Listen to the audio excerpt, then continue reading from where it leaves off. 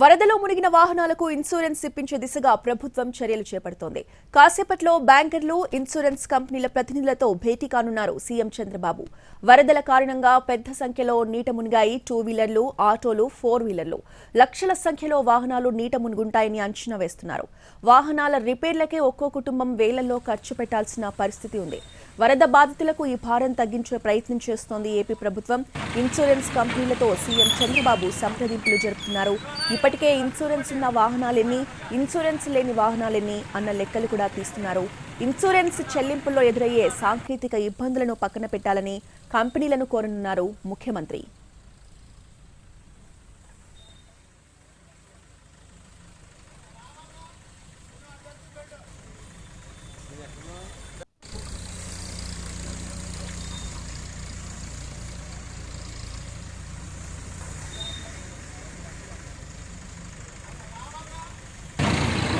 బ్యాంకర్లతో CM Chandrababu సమావేశానికి సంబంధించిన పూర్తి అప్డేట్స్ ని మా ప్రతినిధి పిఎంఆర్ చంద్రశేఖర్ అందిస్తారు. చంద్రశేఖర్, మరి కాసేపట్లో బ్యాంకర్లతోనూ ఇన్సూరెన్స్ కంపెనీ ప్రతినిధులతో సీఎం చంద్రబాబు భేటీ కాబోతున్నారు. ప్రధానంగా బాధితులకు వీలైనంత వరకు భారం తగ్గించే ప్రయత్నం, ఆర్థిక భారం తగ్గించే ప్రయత్నం ఈ వాహనాల విషయంలో సీఎం చంద్రబాబు ప్రభుత్వం కొంత చొరవ తీసుకుంటున్నట్లుగా కనిపిస్తోంది. నిన్ననే సీఎం చంద్రబాబు ప్రకటించారు, ఏదైతే వాహనాలకు సంబంధించి నీట మునిగిపోయాయి కాబట్టి అవి ఎంతవరకు పనికొస్తాయి, ఒకవేళ రిపేర్ చేయాల్సి వస్తే కూడా వేలల్లో ఖర్చు అవుతుందన్న అంచనా ఉన్న నేపథ్యంలో సో వాళ్ళందరికీ కొంత రిలీఫ్ కల్పించే విధంగా కొంత ఇన్సూరెన్స్ కంపెనీ ప్రతినిధులతో తానే చొరవ తీసుకుని మాట్లాడతాను, వాళ్ళందరితో సమావేశం ఏర్పాటు చేసుకుని వాళ్ళకి వీలైనంత వరకు ఇన్సూరెన్స్ ఏ మేరకు వస్తుందన్న అంశానికి సంబంధించి కూడా వాళ్ళతో చర్చించి టెక్నికాలిటీస్ ఏదన్నా ఉంటే వాటిని పక్కన పెట్టి కొంత మానవతా దృక్పథంతో ఆలోచించాలని తాను కంపెనీ ప్రతినిధులు కోరబోతున్నట్లుగా కూడా సీఎం చంద్రబాబు చెప్పారు. సో ఈ నేపథ్యంలో ఇవాళ కంపెనీ ప్రతినిధులతో మరి కాసేపట్లో భేటీ కాబోతున్నారు.